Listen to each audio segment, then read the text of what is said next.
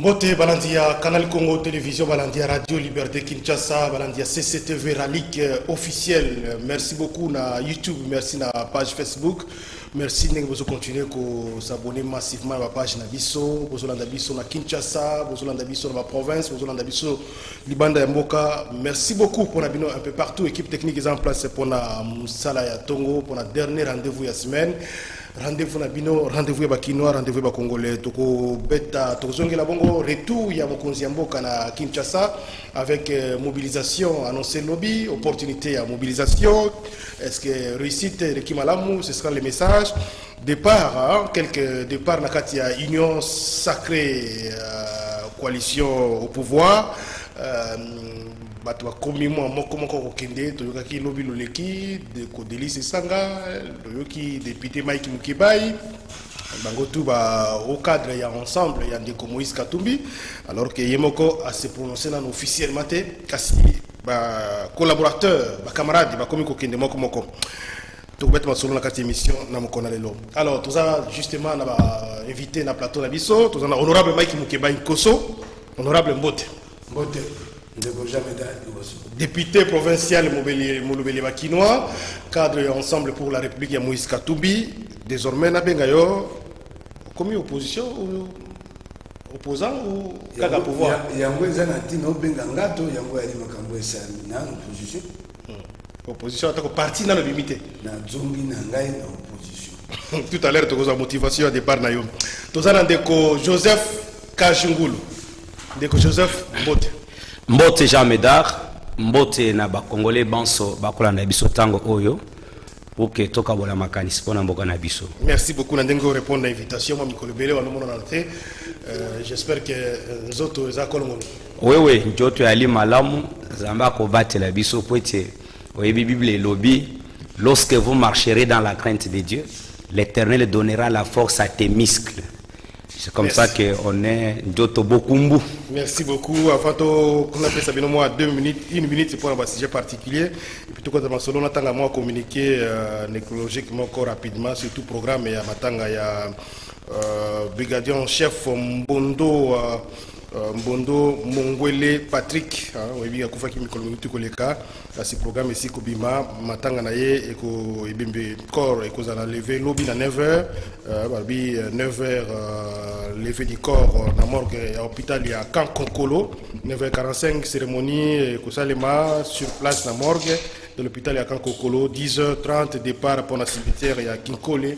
Nouvelle cité, 15h, bain de consolation, dans la résidence et l'illustre disparu, route bypass, quand Kabila, bloc et 28 en face, il y a tout Lemba, il y a commune, il y a Lemba, une fois de plus, condoléances à Nisso, dans Libotawana, il y a brigadier en chef Bondo Mongwele Patrick, Bota Viviane Mouchinga, Poi, famille Poi Nyoso ba tombeli baninga pe bayebani o ba ko participer matanga na bango ba ko koleka lobby pona lever du corps ya ndeko na bango mwana na bango noko na bango beau frère na ngai paix à son âme.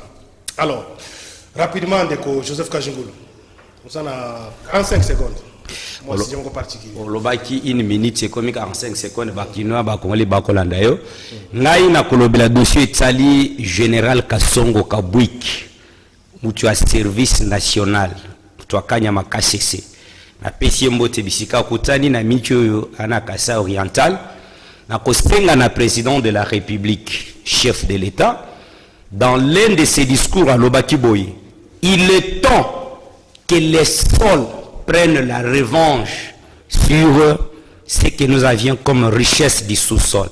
Mais Tozana Congolais a se distinguer dans le domaine. Moi, je viens de l'Espagne, précisément dans la région de Catalogne. Je vis, c'est la région qui nourrit toute l'Europe et une grande partie de l'Amérique du Sud, juste avec l'agriculture. Mais je pense que expérience au Kasongo Kabui Kanango déjà. Il suffit tout simplement qu'on mette tous les matériaux dans sa disposition. Il va nourrir pas seulement la RDC, voire même l'Afrique centrale. Parce que n'oublions pas que nous avons 80 millions de terres arabes ici au Congo. Makamonga na monipe na Chine, il y a maintenant ce qu'on appelle l'agriculture d'irrigation. Donc, agriculture moko éco-sengre sous saison T. Si vous avez des cultures qui demandent que Mboula et non Kébélé bâtissent un mécanisme en place, je lance l'appel à Général Kassongo Kabouik dans un proche avenir. N'ayez pas lancé pour un opérateur économique. Chose faite aujourd'hui, permettez. Ils ont été sélectionnés, encadrés par l'État pour inonder le marché avec les surgelés. Alors, pendant qu'on est en train de chercher à inonder le marché, nous avons un expert qui peut aussi promouvoir l'autosuffisance alimentaire. C'est Général Kassongo Kabouik. Que je lance l'appel. Ceux qui ont à travers la communication, Tokutana, n'a en contact, n'a sali. Pour je viendrai Jean Médard avec une émission spécifique, les images à l'appui. Et l'autre merci Ndeko Joseph Kajungulu, maître Joseph Kajungulu. Toujours espérer que d'ici fin de l'année, produit inondé marché, prix $10, $15. Ndenge Zalaki annoncé, la ministre de l'économie. Na lobaki qui au Italie surgelé, je n'ai aucun mois placé aujourd'hui. Je reviendrai avec des émissions spécifiques. Merci. Je rappelle que quelques, je crois, un mois, on va faire. Wane zayo journaliste, salam musala na yo. Na mokuse na oki sangote mama Rita Bola kaka moko oyo alaka na DGK. Akokoma lelo na brigade anti-fraude. Yangumba Kisasa na oki tazali candidate kuna gouverneur ya Mai Ndombe. Yali mabete yali malamo na lokotali français baba ambition légitime. Kasi na yoki bande kwa Mai Ndombe babeleli makasa mama Rita Bola yali candidate gouverneur ya malamo. Kasi likambo moko yali te ye moko ali na bakati ya conflit foncier ya kuwela mapango na bana ya Mai Ndombe. Bongo lelo soko botie ya komi gouverneur. Aosela bo continuer ete panyo ko la batokuna. Na ko belela bana Mai Ndombe. Na ko belela batinda mina bango baye bakopona. Po makambo wana yali lelo maboko ya bazuzi. Merci. Aswani na bato na makambo ya mapango so akoye mokonzi akoya ko buto bato mapango ya bato. Baponami batindami ya Mai Ndombe baye bakopona. En réalité ça qui bino ba députés provinciaux pour la plupart des cas quand il y a élection au gouverneur, élection au second degré, bon décevra toujours population.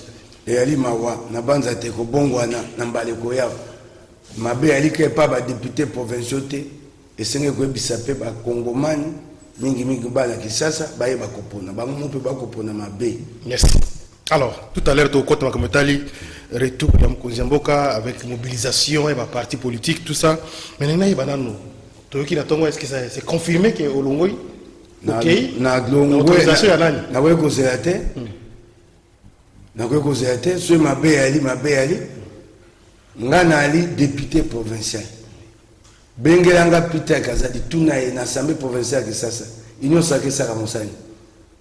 Benga etuna ebako baka union sacrée ya assemblée nationale. Tuna bango assemblée provinciale Kisasa. So union sacrée Sara Monsani eloko te.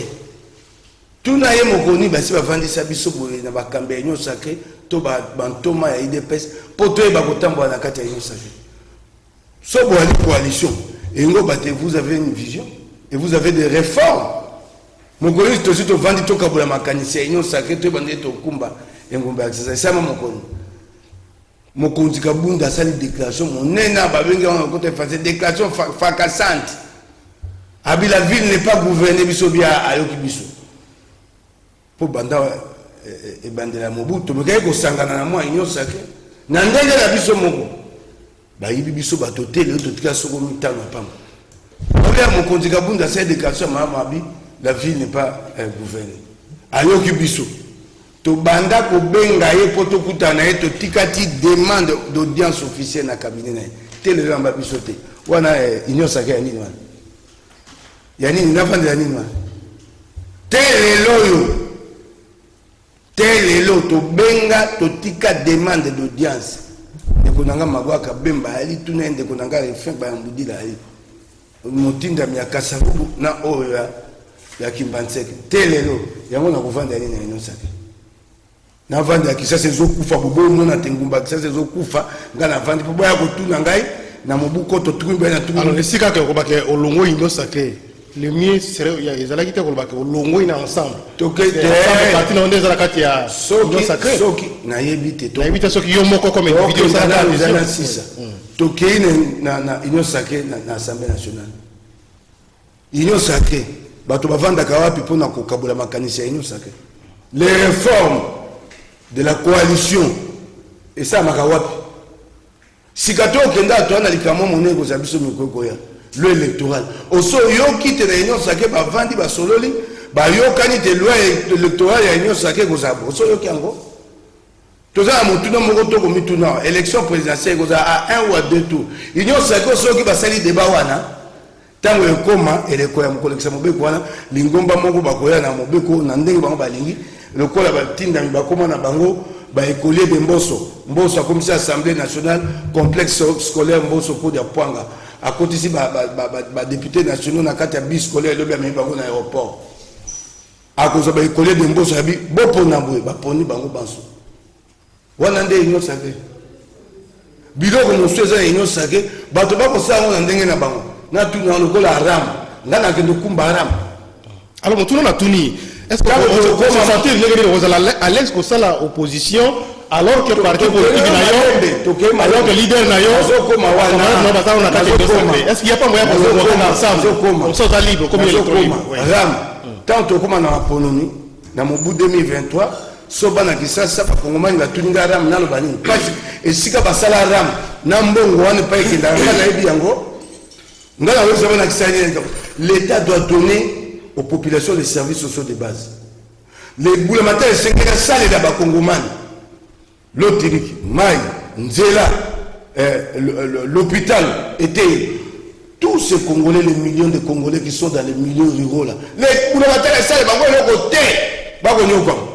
Nicolas Lekolo baki ke non bazo avancer là avec moi quelque chose. Alain Benano na 6 so retourna tunanga. Alors tuna we tozo avancer.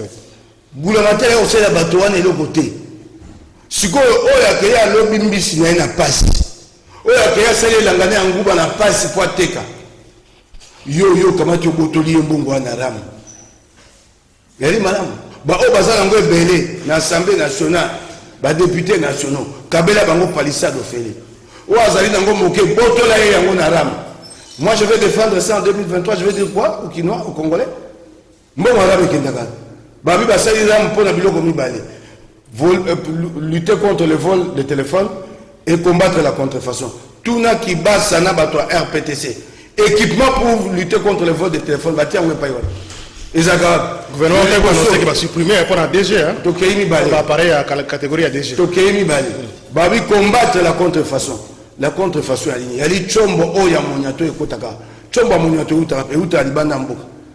Et kotaka na frontière. Yo bula matali yo moko na frontière okokanga chomba moyibité koti osala et tout comme mbako na OCC contrôle de qualité chombo wana moyibi koti na mboka siko nga mosala ya chombo nazo mbongo na futa opoke ndukanga yango. Merci nazongela yo honorable Mike Mukebai ndeko Joseph Kashingul ozumi ka un peu moi ndeko baka moi tristé na lopoto Koyoka va assister il y a 1 mois, 2 semaines, 3 jours, vous avez qui place Moko, mais à mon équipe, ma caméra est c'est vrai que parti dans une option officielle, mais à Jules Liberté, indépendance comme député, alors bien Tiki, lui, nous accueilli vraiment à côté où défendre la population.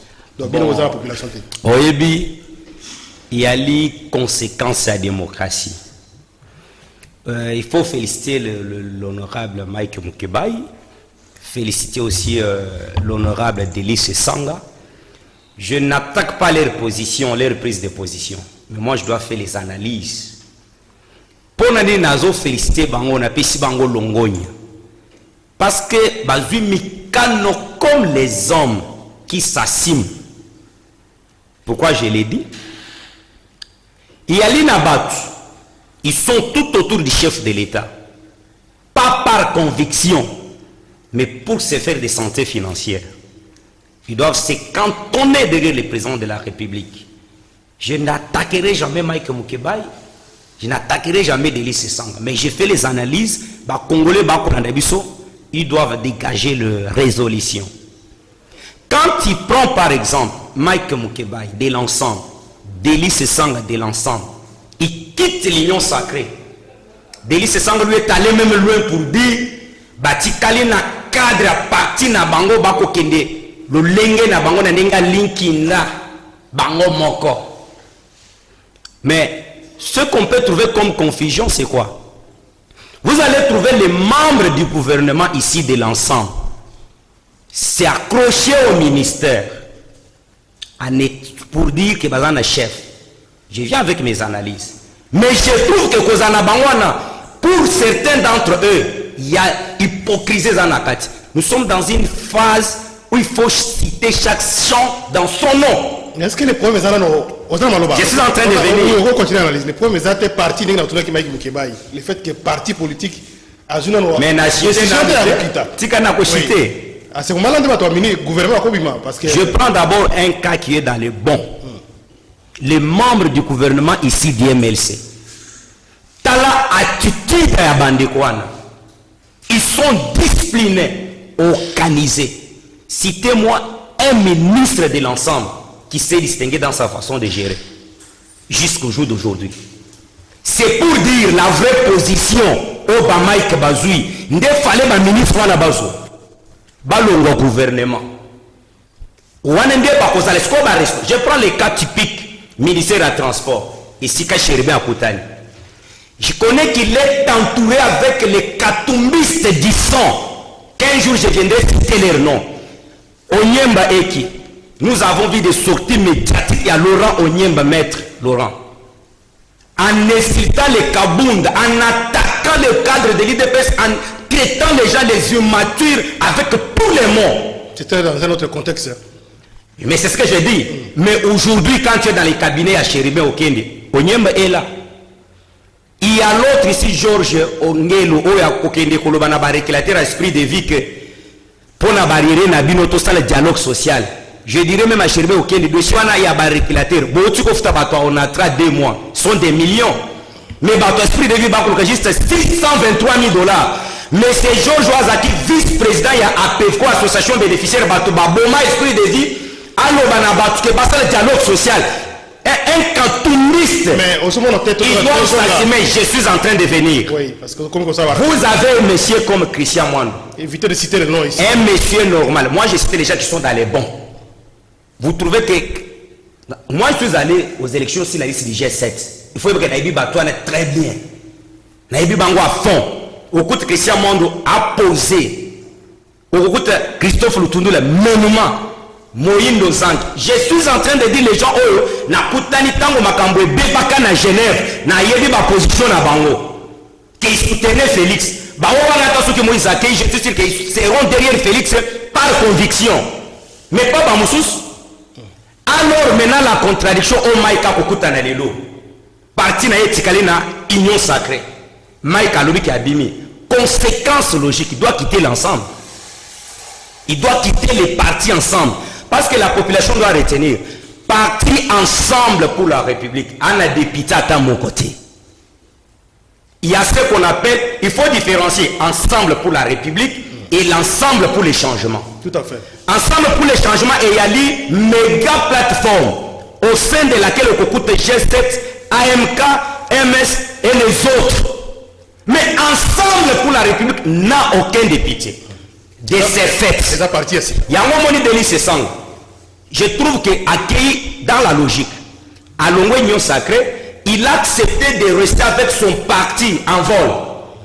Ne pas même appartenir à Katiani Nyoyo, AR. Parti ils membres de l'Union Sacrée, ils allaient ensemble pour la République ou ensemble pour les changements. C'est ensemble pour la République. Eux, ils allaient les députés à mon côté. Il faut noter, la malice au batois. FCC Basalaka. Le FCC n'a pas été aux élections comme une plateforme. Il y a qui n'a pas AA, BB, Babylon Basalaka. Au moins, nous avons géré Zandolelo. À Bétrangali, selon la 2011, Ndenge Boshaba multiplia Babylon Kowana pour Balukuta Mosaïque na Bango, Talandamo à majorité Bazouaka. C'est ce que nous disons. Kopotana nyonso to kopotana lelo. Quel est l'intérêt de la population? Alors, au-delà de tout, est-ce que les problèmes étaient parce que mais c'est là, comme on a réclamé, on te pose une balle, la petite balle, la moto, mon côté. Bozana Katel Sanga, la Katenda papa. Aux autres décisions, est-ce que le problème, ce n'est pas les présidents ensemble? Non. Pas les partis, ils ont décision une fois comme ça, on est cadré. Nalanda qui Peter Kazari. Conséquence, c'est quoi? Tant que parti est limité, mais Moïse Katumbi, tant que nous à Genève, il est resté tout droit dans ses bottes pour voter Félix Tshisekedi. Tout en notant que, avant qu'il y ait Genève, il y a Afrique du Sud. Les critériums qui ont été arrêtés en Afrique du Sud, il y a eu au baquet à Genève, il a voté. Avant de voter, les gens doivent connaître aujourd'hui la vérité. Avant de voter à Genève, Moïse a fait réunir tous les candidats. Il y a différentes plateformes. Que je suis ici à Genève, mon candidat Félix Tshisekedi, que chaque parti a fait sa position. J'étais dans une réunion parce que j'avais dit que l'association a sollicité sur la liste G7. Dans mon position, on était autour de la table plus de 30 personnes. 2 soutenant Martin Fayoul. 30 quelques derrière Tshisekedi. Pesa Moïse rapport, il est resté tout droit dans ses bottes. Maintenant, il est très mal entouré. C'est là que je suis en train de dire. C'est une vraie position et ensemble. C'est pas un danger pour les non, ce n'est pas un danger pour les en train de venir. Vaut mieux vivre avec des diables que tu connais qu'être avec les 1000 saints que tu ne maîtrises pas leur nature. Merci. Non, on a sollicité.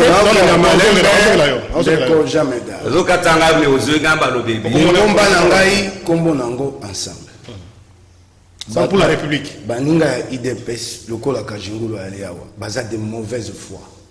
Je suis calmez-vous. Non, un analyste politique indépendant proche du chef de l'État. Je ne suis pas cadre de l'IDPS. Les lois, comme ils ont na kata libota na biso baïba ensemble, azana nani abatote. Tango to yaka ko pesa mokonzi mboka maboko botunaka yango te. Botunaki te, bosepelaki. Lelo mokomba ensemble azana moto moko te. Tango kabila ngai na mongongo, tango toyaka botunaka te. Isai botuna biso bibio bwata otinda mimoko, po ni boko yepa na biso. Lelo Katumbi akoye mabe. Katumbi ya moto ali boso ya kopesa mokonzi mboka maboko. Alungwe katanga ayawa kutena mokonzi mboka. Boyebi tumba toaka na mokolo ya kola pandai. Prestation de serment à juge constitutionnel. Ou on a batunaka te soko ensemble avec député batunaka te. Mais à quelle position est ensemble? Oui, parce que zo mela. Nazo tika bango baloba. Biso to na tina na yango. Obimi pour moni que zo mela partir de la position te alors. Oui. Balobo bako bato osanzela ko ya biso. Lelo lingomba na ngai mokonzi ayaki awa to sololele. Oyo na koloba no ya on a mokonzi atali na miso. Ngana ya politique te pona ko netola bato. Na politique pona ko banza tena makanisi mayele ya kobongola Kongo sengeli ko sangana lingomba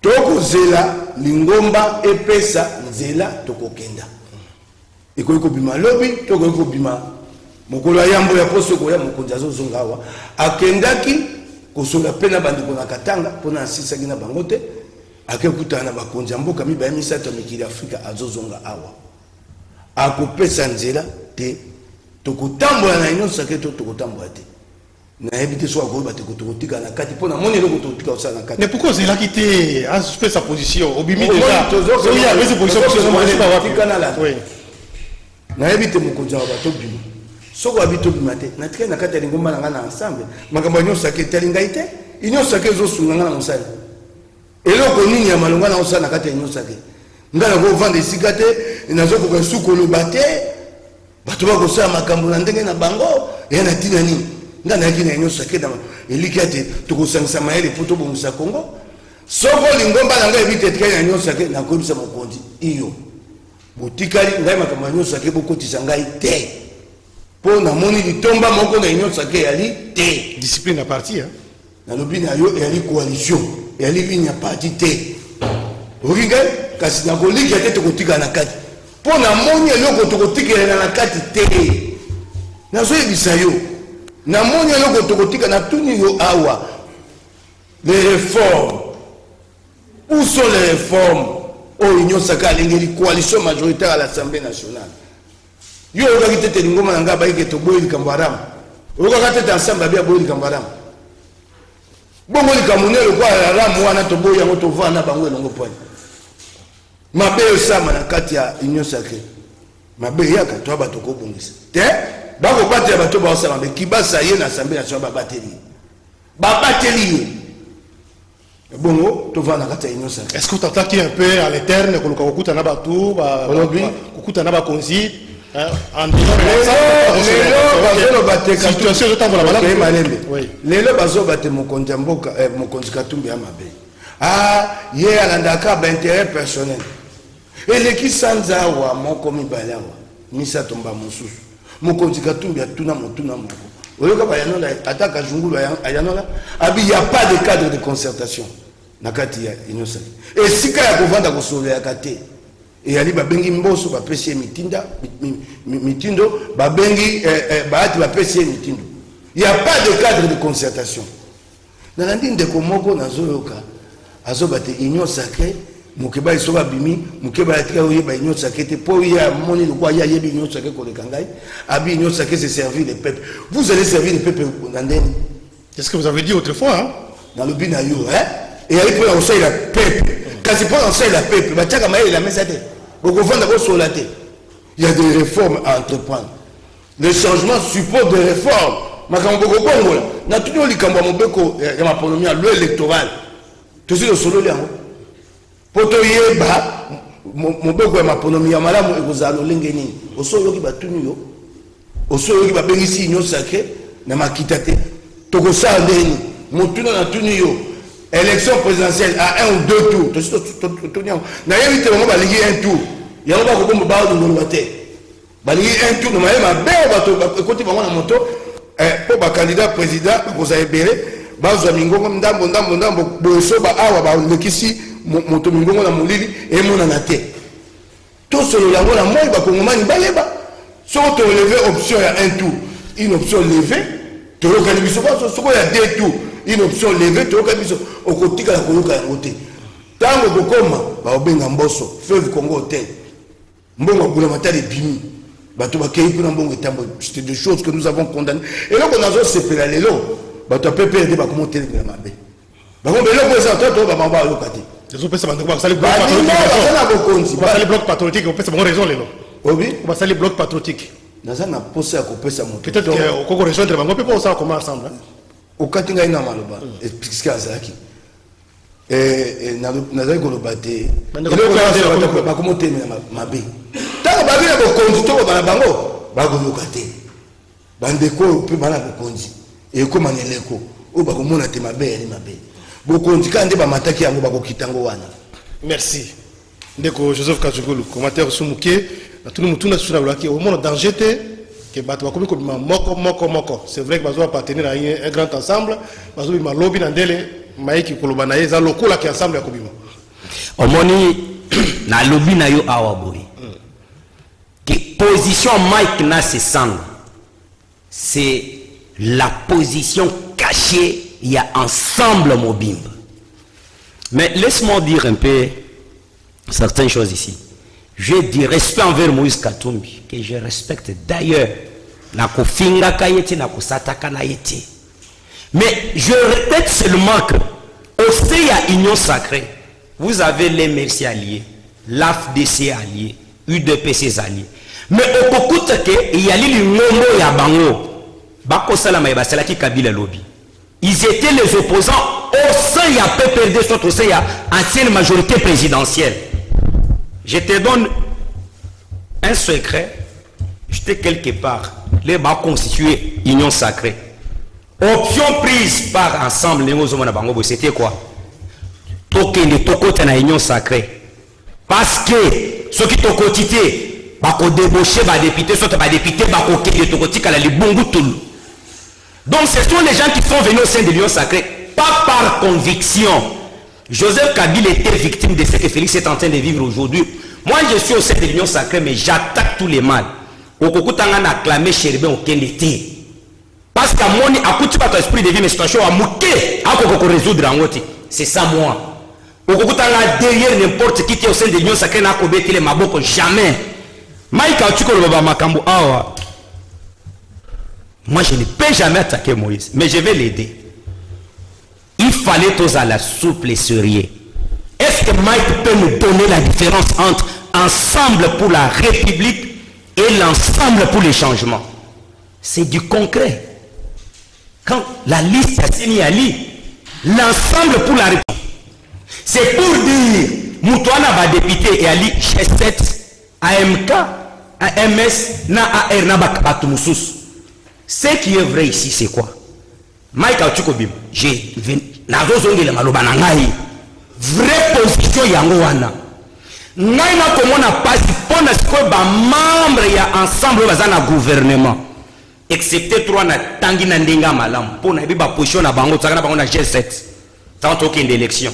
Je n'ai jamais été avec Kabila parce qu'il faut noter que G7 Aouta na Joseph Kabila. Biso za association ba solista biso tangu makambo ase électoral lié. Allez-y. Alors nazo ya pona koloba boy. Quand on s'est mis ensemble, même moi je condamne Makambo Ram. Ram c'est, je condamne fermement. Pendant tout de suite, chef de l'État, il faut qu'il y ait des missions au Balongolé, le Kouana. Soit, s'il faut inculquer par Congolais culture fiscale, bon, ça le système est que soit on doit charger 50 unités, bon, 5 unités.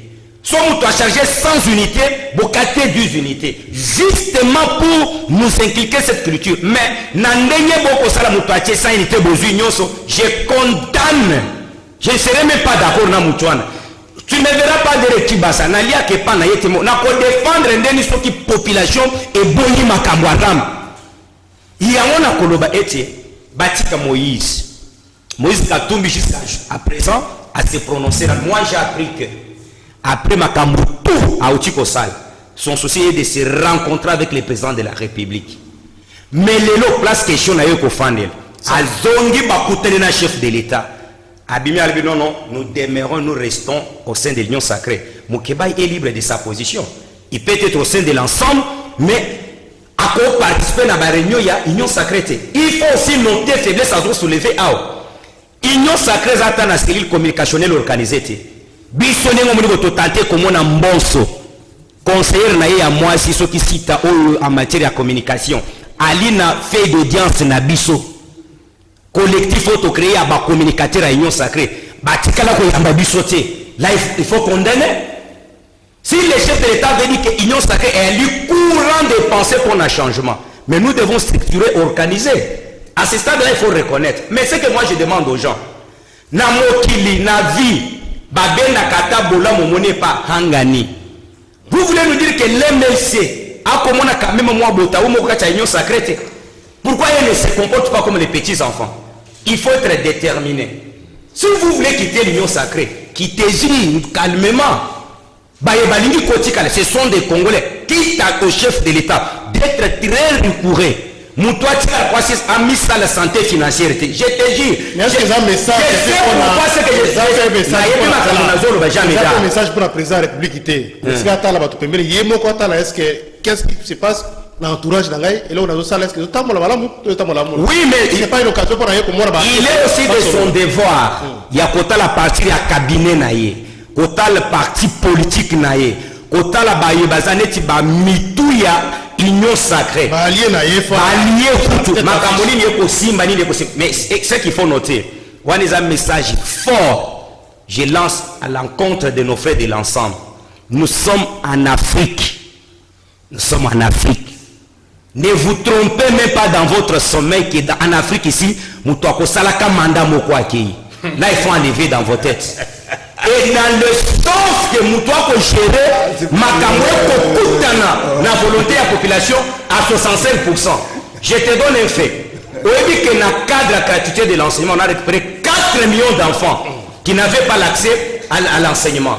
Token à santé. On est en train de mécaniser les médecins quand bien même. Makambo Balaka Bango est en train de faire ça petit à petit. Tokena Makambo IGFA pour ça les lots. Vous trouvez que chef de l'État, dans Swapé, vous avez vu l'accueil au Selema Kilobi. Nous devons noter cette histoire. Moïse Katumbi, à Nongaka Congo, na Kasumbalès. Mais il dit que par bonne foi, il y a président de la République. Moïse est arrivé ici. C'est par l'injustice au Bakangaka Moïse, Libana Mboka Kota Namboka Nabi sauté. Mais lorsque la justice est établie, Moïse est venu au pays. Nous devons être reconnaissants vis-à-vis certains actes posés d'une manière logique et équité là-dedans. Merci. C'est pas sérieux. La Colombie, ça fait ma caresse. Malamoko pour la mobilisation, ça a retour, il y a une opportunité. Oyoki Makambo. Nani komoni lobby. Kajungu la lobby. Et Ali Mawa. Afrique Ali Zamba. Balingi tika la Zamba.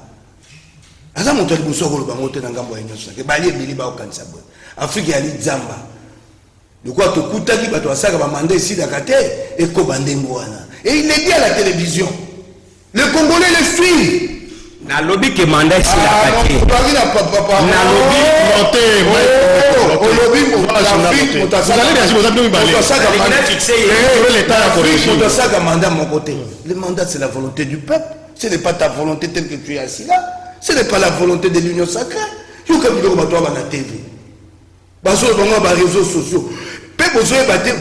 le peuple contre vous. Vous travaillez contre Félix. Quand vous le dites, ça énerve le peuple. Donc vous dites au peuple qu'il n'a pas le pouvoir. Bien, vous voyez dire ça pour Félix soit deuxième mandat. Vous travaillez contre vous, c'est contre-productif. Non, c'est les œuvres. Ah, donc nous malais. Au lobby Mingawa, on a évité sur une réunion ensemble avec Wapi. Ou ensemble, bah, ils sont au Banda. Mon cher ami, quand nous sommes aux zones pour l'union sacrée, Salami, tant qu'on arrive à l'union sacrée, qui était sûr que Gossima, il y avait les risques aussi que nous avons. Tika la zone bayote, tant qu'on arrive, mon coton quoi c'est Mapunda, qui était sûr que tu quoi c'est. Il y a eu, nous avons pris tous des risques. Mapunda n'a pas quoi été.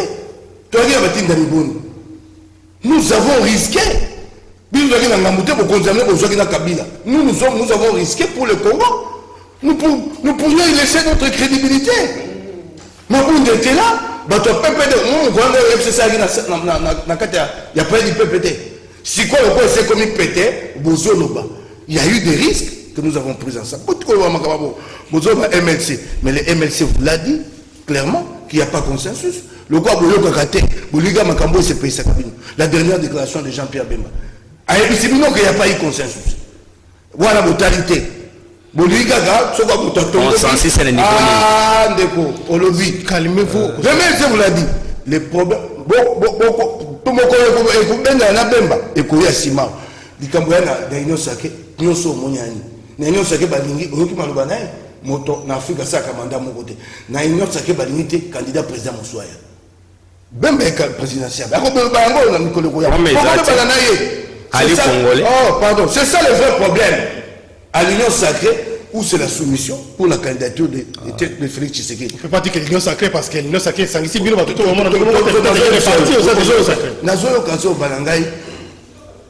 Bozo va responsabiliser chef d'État, Bozo qui m'apprend. La RPTC, qui gère la RPTC? C'est qui passe, la RPTC est rattachée à la présidence. Bon, il y a un chef d'État Kataram, aux autres, c'est qui passe. C'est qui passe qui gère la RPTC. Qui est le ministre des titres? Ah, s'il vous plaît. Alors, retour. IGF, là, j'ai l'IGF. C'est le ministre des Finances ou c'est le président de la République? La RPTC est rattachée à la présidence. Et puis, dans les Bissayo, son président, Aline Bongola Solo. Et c'est là le RPTC. Ça, c'est pour éclairer les Ça, c'est une parenthèse. Vous savez dans quelles conditions la RPTC a été créée? RPTC, Tango, Tosisi Bitumba, dans la RC, dans la MLC. Kabila Monite Bako Kabola, à ministère. Ministère, il y a PTT, tout le monde a le PTT. Et qu'on a la RCD. Bakamati Biloko Nyoso Moutuya au OCP Tazaka Nango. Balongola OCPT Biloko a la code 243, licence, tout Balongo va même à la présidence. Et c'est quand même qu'on a beaucoup de banda, à toi pour qu'on a besoin de savoir quoi on OCPT. OCPT sur le point de l'eau. Et il faut Biloko Noana, et c'est un président Biloko Côte Sarambon. Au lieu de responsabiliser le président, de lui dire la vérité, il faut dire au président quand ça ne marche pas, il faut qu'on ait bissayé. La RPTC est sous sa responsabilité. Mobilisation retour à chef de l'État.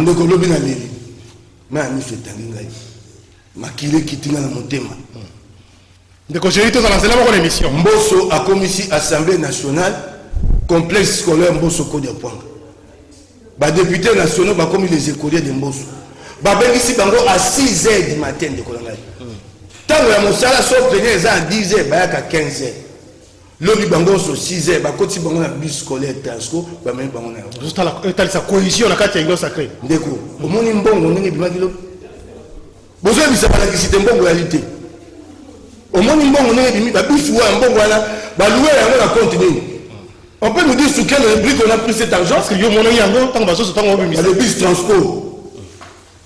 Transco après ça, vous faites. Soit après ça, vous faites comme vous. Parti politique, ça organisé. Dans le but, on a tout nu. Bala qui s'est soit parti pour tout le bon bois. Nous devons aller mawa. Mbongo tamboli na kisasa dopi. Et ali mawa. Tenez l'écoya, beaucoup de union sacrée. Il y a Félix Thomas Makamabo na kisasa. Et là, vous savez pas ces années. Bongo bimi, pour l'organisation, les fêtes de votre gouvernement. Tikangai na sisa. Lobby, bâti bateau. Dans base à 20 millions de personnes derrière. Le Congo n'a pas besoin de ça, vous êtes au pouvoir. Il y a des problèmes irrésolus, des insolubles, même quand tu as même y a noté. 20 millions de personnes, pourquoi à mobiliser 20 millions de personnes. C'est un pouvoir. C'est le nombre de gens qui cherchent ça. Nous avons fait ça, nous avons fait ça, nous avons fait ça. Le pouvoir, c'est ici. C'est pas il se regarde comme ça avec toi, mon nez. Non, il faut réfléchir au problème des Congolais. Ce qui a été fait. Est-ce que c'était un peu un message à l'endroit à Bilo ensemble, un message voici, nous sommes ici au sein de l'Union sacrée, voici on est populaire, voici on est avec la population. Au lobby, madame, et allez, il y a nos bapessi opposants, bapessi faux social et politique, pour les abisso. Na eleko to yali, sikawa. Mon conduit fait ça un tina avec sa bonne na balabala toi aussi c'est ma congomani quel est ce man qui soit bakotanga banda bakota ki mbona loge tele lo bako bimate to yebi de so ba aussi ça me connaît pas si na motema bana ba otanga te baba ki te nazo ka baba azo ba biloko kolia et quoi me connaît to futi mbongo na Namibia près de 7 millions de dollars pour na nini pour na piodi Dieu de vous connaît tout cas na sanza moko mpio de les osenga te le bako duka masuwa pour que ne koloba mbisi masuwa nan bazute so mpio de wana yeba ko tiango na chambre fade ni stockage et ko ya mokoni makambo yari bele merci mokonzi mboka aya ndo ba kongomani te bato bazui makoki ya mokonzi ba ko tonda na balabala ko vimbana siko toli na ko pesa ba oba ko cité wana kajuru toli na ko pesa bango soko mokonzi mboka zongo mobembo asima bokita bongo na beni boke na irumu boke na bukavu bokita bongo tondisa baba ko pa bato ko kufa ndeko je sais bitumba. Merci beaucoup. Est-ce que c'était important pour la chef de l'État Union sacrée qu'on mobiliser? C'était quoi le message derrière? Avant la question on a koya mokonzi fona sala na purification scientifique par Mike Mukebayo. Mike Mukebayo a cité bien ici Kalobeli à Kambwa Sirgele. Wana na lobati ke nakoya avec des émissions spécifiques. Ma Kambwa Namibi, je ne suis pas là dedans, mais je sais ce qui est en train d'être fait. Je peux le garantir que organisation pour na ko bomba biloko wana et salemi na ninga ko sakanate, mais je viendrai avec des émissions spécifiques. Mais notons tous le langage à Mukebayo. Ce sont des gens au bazaki na union sacrée pas par conviction. Kaka lobi lobi atangwa bimina union sacrée nda komiko loba na batu bakinde kwemba mokonzi na Irumu na Beni na fulani fulani unashikia sansa ba Kongomani unaona se bantu beko pale bana namuna kusaidia inchi biko pale pour remplir leurs poches. Ils sont là pour remplir ma poche na bango. Mukebayo abundi a comme un diable dans les péniciers pour être gouverneur dans cette ville. Abundi singu bila na ndenge nyonso makamusuto ko soutenir poso makamuzo simatele che makamwazano. Tu sais la différence avec moi c'est quoi? Ngaya taso que oza papa na ngai quelque chose qui ne touche pas l'intérêt général. J'ai été créé comme ça moi. C'est pourquoi tu me trouves je n'ai pas un parti politique où je suis actif. Pour na kokota na parti makambwali pembe ko ba na toro de rouge na kokokati. Je suis en train de voir quel est le parti oyoyo bakosalaka tout droit makambo oyo tali population. Mais Mukebayo lelo il donne à couper sa population message nini. Pourquoi tu étais dans l'union sacrée? Parce que ce qu'il dit aujourd'hui, je demande à ceux qui me suivent tout autour du chef de l'État, tout ce que Moukeba est en train de dire dans le média depuis qu'il s'est prononcé qu'il n'est plus membre de l'Union sacrée, c'est la vraie position de l'ensemble. Bako Sabinoté. Peter Kazadi à mobilisation. C'est quoi le message? En train de venir. Oui, on voit le temps. Est-ce que Moukeba a connu ce Congolais que Moïse avait envoyé une délégation secrète pour négocier poste à vice-premier président Yanan, Yassene? C'est ça le contentement à battre ensemble. Population c'est la yeba. Ce qui m'appelle ça battre ensemble. Je ne voudrais même pas moi parler du président Moïse pour qui j'ai beaucoup de respect. Je dis seulement ce qui m'appelle ça battre ensemble. Poste à premier vice-président Séné. C'est de la même chose. Des listes sans aussi, voilà une autre confusion. Abimi, mais moi, je suis vice-ministre de la Défense. Un membre à parti naïti. Bonjour la population pour la ligne. Tu sais, il faut féliciter les gens comme Tshisekedi Wamulumba. Il faut féliciter les gens comme Mouzé Kabila. Mouto comme on est que Mouto a une position na yako que nango tina suka.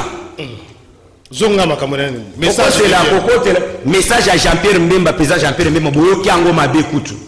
Lorsque le président Mbemba dit qu'il n'y a pas eu consensus, ce n'est pas entre nous politiques. Banani Baza censé désigner président Séné. Ce sont les confessions religieuses. Il faut différencier le consensus. Le consensus n'est pas l'unanimité. C'est 8. Et Ali récite. Et puis c'est la grande distinction. Revenons avec les protestants. 2006, 2011, jusqu'en 2010. Babanda Kokuta Nabaza 7. Ici, il faut détourner l'église catholique qui n'a jamais participé à la désignation. Il n'y a aucun président. Il y a bureau, il y a Séné. Il faut détourner l'église catholique, pas les protestants. Non, non. Et puis il faut savoir que je dois prendre les appels. Retour à président de la République. Oui. Parce que le message derrière cette activité, c'était le message est Ali Boye. En politique, il y a ce qu'on appelle le rapport de force. Ce que tu as vu là, cette démonstration instrumentale de puissance. Et l'Ingéla qui s'appelle Batouan les fils. Bamoni puissance bakoka ki kokutana nango moto ya danger. Bana na batanga wa. Yango moni bazongi sima. Bana na batanga wa. Na Saint-Pierre, na gratuité. Bazo négocier. Puissance. Au commis journaliste. L'organisation. Namoni honorable lobby a kosala marche à défendre Patrick Local que je salue et je compatis pour ngamuto na prison na condamna kaiti c'est quelqu'un en position de faiblesse mais Mike Oza député Oza journaliste batut ya ponabiso wana oyo bandaki priser pour réalité ya batu vous devez aussi commencer par là plusieurs sujets ça cause non il faut na suma il faut tuninga makambo gratuité yenda zo c'est cité wana toujours wana est un message puissance puissance à vie de il est en train de sur coup il y a dépenses belé hein ça là makambo d'après les juristes disent ceci les juristes disent ceci Actori Nkumbi Probasso. La preuve incombe à celui qui a les faits. Naïna yo, zakana yo avancer pas na yo na poko. Papa, na évité, moi je dois être sincère, na kenda quitté. Na évité ce qui m'a dit mbongo, ce qui m'a kazana ba preuve. Ame melango ba congolais, bon moi na ba dekesa ki boye, pour ba kende ko yamba batu. Je suis pas là dedans, c'est que moi je sais. Je suis en train d'accompagner les chefs de l'État à mon sens. J'étais promis si je viendrai avec les émissions spécifiques. Merci beaucoup. Si le voyage on entend que Kosala Makamwa surgelé na relation, il y a un Congolais qui n'est pas politique. À la Ningaka na micro na yo ao. L'air n'a lancé pour que les commerçants congolais soient sélectionnés. Mais hier, na ba relation sur le plan international. À Koutalissi l'État congolais n'a patronat, un grand patronat au monde qui nourrit toute l'Europe et l'Amérique du Sud. Je viendrai avec les émissions spécifiques. Merci beaucoup. Et c'est là où je lance l'appel à Général Kassongo Kabouik. J'ai des éléments pour lui à booster ce secteur. C'est dans mon sens que j'accompagne les chefs de l'État. Mais ma politique n'est pas Mike. Merci de Kajungulu. Merci de Joseph Kajungulu pour l'intervention. Bonjour, Jimel Naba invité Nayo.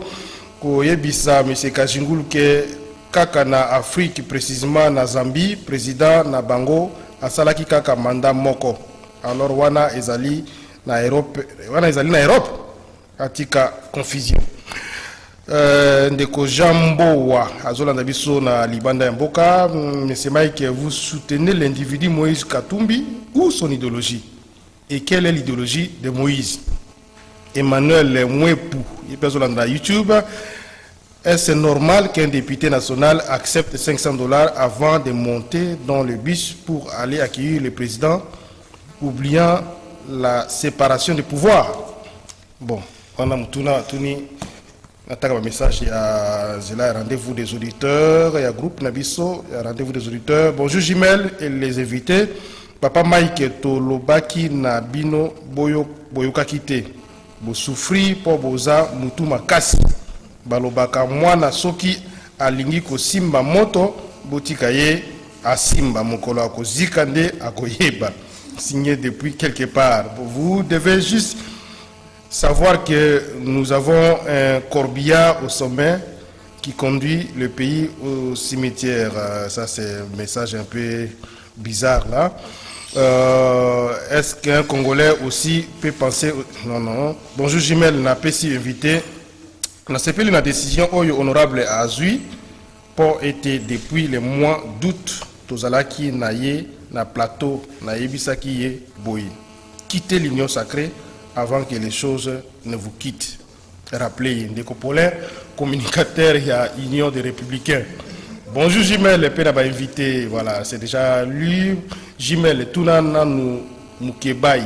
Hier, il a défendu bec et ongle le bilan de l'Union sacrée. Aujourd'hui, il dit que l'Union sacrée est Zosala et l'autre côté. Comment expliquer ça?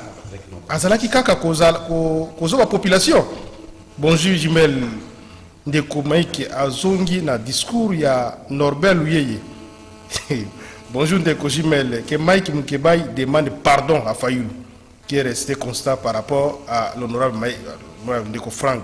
Bonjour Jimel, n'a pas invité. Mokonzi ya Mboka azali kosala kaka makambo oyo Kabila asala changement ezalité. Mboka ekufi sur tous les plans. Voilà quelques messages, là j'ai quelques appels et puis va conclure 082 33 33 740. Allô, bonjour. Allô, bonjour. Oui. Bon, madame a retourné à béni na téléphone avec M. Kanga. Oui. Na béni na limité. Oui. Na Martin. Contribution na tona. Je me dis. La nouvelle Katana, c'est honorablement qui me travaille.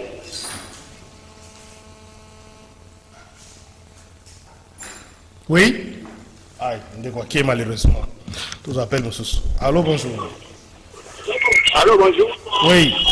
Bonjour, on a visité la Bengo, la commune à Massine, comme on a rendu plus tard. En tout cas, ma commande de Romaki, mon carré à Zakoloba, qui est bon, et Tamboli à Solo. Là, la Bengo, on a à Massine.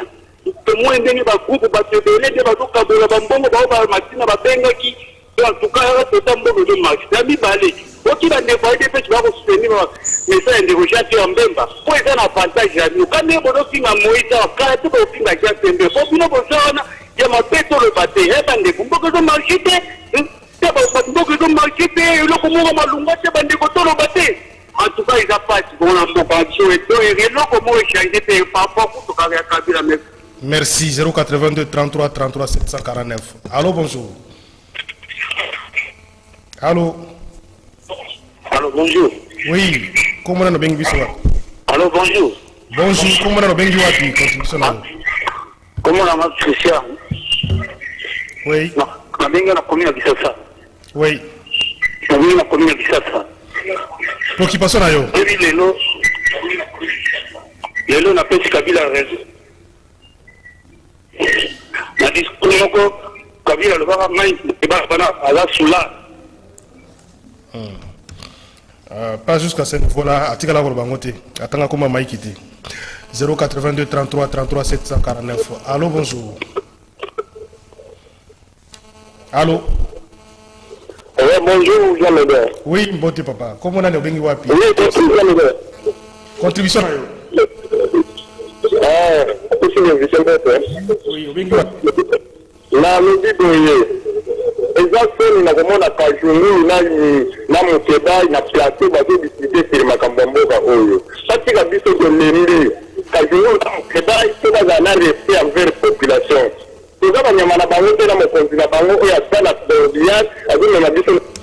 merci beaucoup. Tango Bengi, il va que monsieur en direct, vous avez un langage, moi il y a bien, pour na boyo canapé malam, tous en déco, moi il y a Brazzaville. Allô, bonjour. Bonjour. Oui. Bonne année. Monsieur Tozana Braza, Tozana Nabino. Mais député Nabiso Mike Mokebai. Asenga pena Martin Fayulu pardon parce que makambo aloba pour Martin Fayulu tanga boya ka union sacrée. Ye aloba ki no Martin Fayulu amotema mabe azaboye alinite mais lelo suko boye moko ye wana longo union sacrée. En tout cas asenga Martin Fayulu pardon pour y aza député. Ye na politique ne ya ndeko. Merci. Tous appels monsieur Sou Awara Kishasa. Allô, bonjour. Allô? Oui. Allô, bonjour. Comment Bengi? Problème dans un Englalo. Bengi la bandale. Oui. Bengi la bandale. Oui, allez-y. Problème dans un Englalo, banam. Allez, de quoi qui est malheureusement. Tous au dernier appel. Allô, bonjour. Allô, bonjour. Oui. Est-ce que c'est en direct? Vous êtes en direct, papa. Bengi wa. Dans le langage Kajunguru a été sangaté. C'est-à-dire à tout contexte que l'idée n'est pas du tout. L'idée, François, il a été dans le temps. Il était qu'il soit à écolier à l'Assemblée nationale. À une et l'imagine la moyenne, il pas et dans la vie, il a fait la partie politique, il a fait la plateforme aussi. Et comment il a été là, mais il a été merci, désolé parce que son les autres mamala mouté. Il y a beaucoup d'appels dans mon tout ce qui va répondre à l'élo. Mike Mkeba, conclusion. Mbango na ya no ndeko Kajungulu na makambo moso alobi. Alobi batinde délégation secrète ya secrète était. Ba bi délégation bombana ki baye bakutena bato baki na fève Congo te. De 1. Soko to ete négocier to sengi premier vice-président to ngambani. Ngambo ya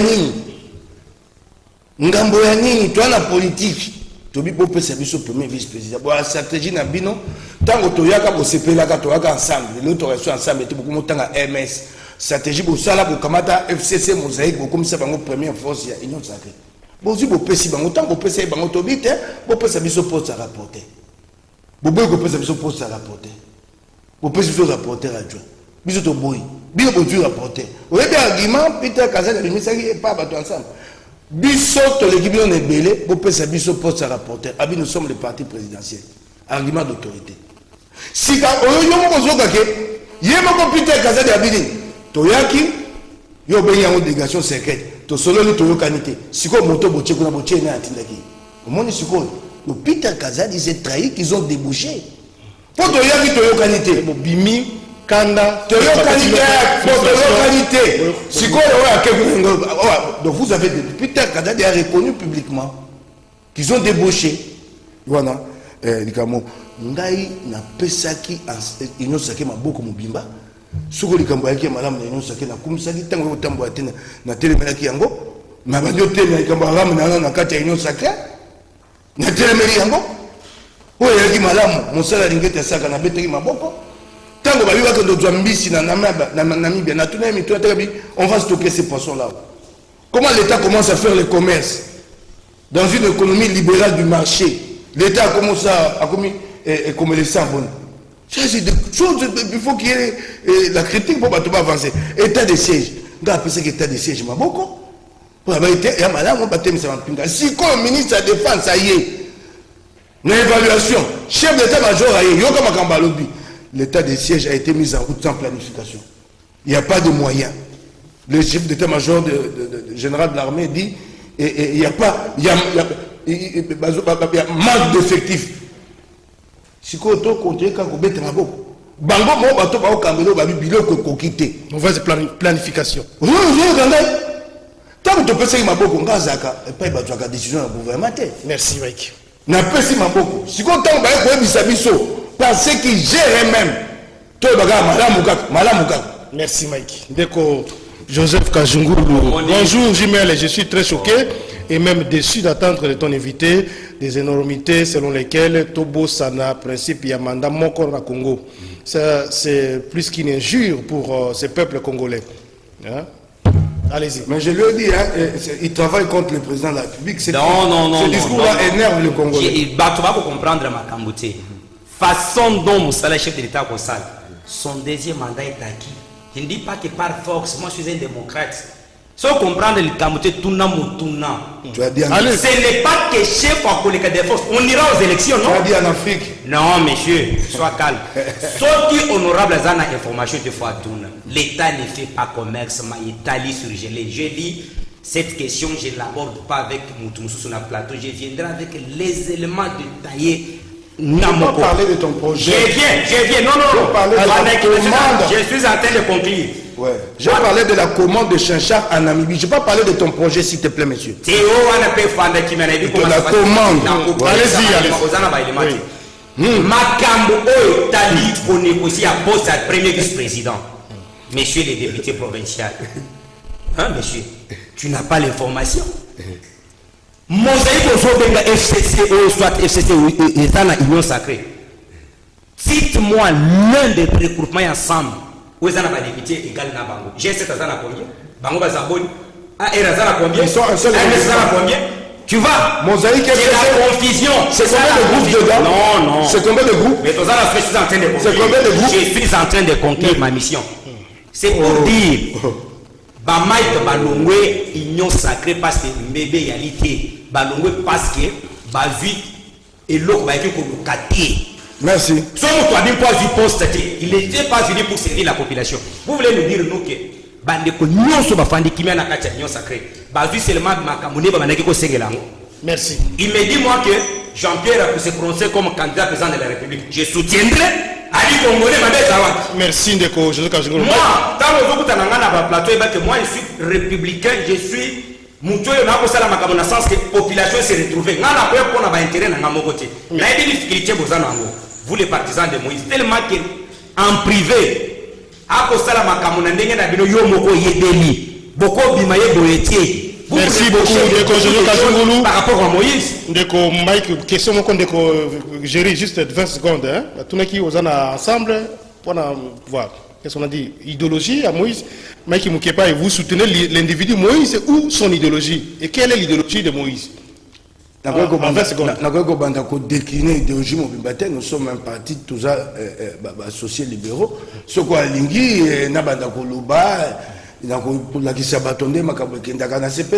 soutenez Moïse ou son idéologie? Merci. La même idée, tu la donnes à deux individus, tu as résultats différents. Donc l'individu compte aussi. On ne parle pas d'individu,